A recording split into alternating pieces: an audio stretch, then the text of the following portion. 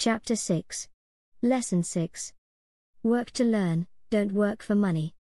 Job security meant everything to my educated dad.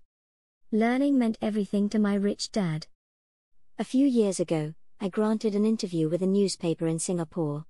The young female reporter was on time, and the interview got underway immediately. We sat in the lobby of a luxurious hotel, sipping coffee and discussing the purpose of my visit to Singapore. I was to share the platform with Zig Ziglar. He was speaking on motivation, and I was speaking on the secrets of the rich. "Someday, I would like to be a best-selling author like you," she said. I had seen some of the articles she had written for the paper, and I was impressed. She had a tough, clear style of writing. Her articles held a reader's interest. "You have a great style," I said in reply. "What holds you back from achieving your dream?" "My work does not seem to go anywhere," she said quietly. "Everyone says that my novels are excellent, but nothing happens. So I keep my job with the paper. At least it pays the bills." "Do you have any suggestions?" "Yes, I do," I said brightly. "A friend of mine here in Singapore runs a school that trains people to sell. He runs sales training courses for many of the top corporations here in Singapore, and I think attending one of his courses would greatly enhance your career." She stiffened. "Are you saying I should go to school to learn to sell?" I nodded.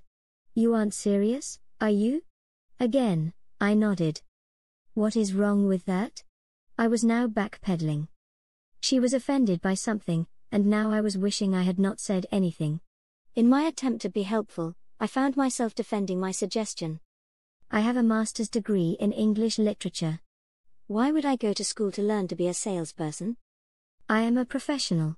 I went to school to be trained in a profession so I would not have to be a salesperson. I hate salespeople.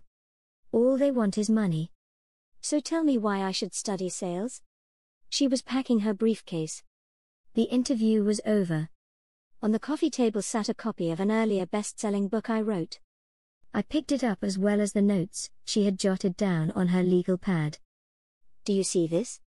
I said, pointing to her notes. She looked down at her notes. "What?" she said, confused. Again, I pointed deliberately to her notes. On her pad she had written, "Robert Kiyosaki, best-selling author."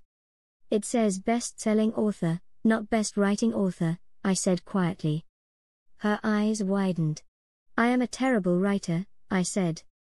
"You are a great writer. I went to sales school. You have a master's degree. Put them together and you get a best-selling author and a best-writing author." Anger flared from her eyes. "I'll never stoop so low as to learn how to sell. People like you have no business writing. I am a professionally trained writer and you are a salesman. It is not fair," she fumed. She put the rest of her notes away and hurried out through the large glass doors into the humid Singapore morning. At least she gave me a fair and favorable write-up the next morning. The world is filled with smart, talented, educated, and gifted people. We meet them every day. They are all around us.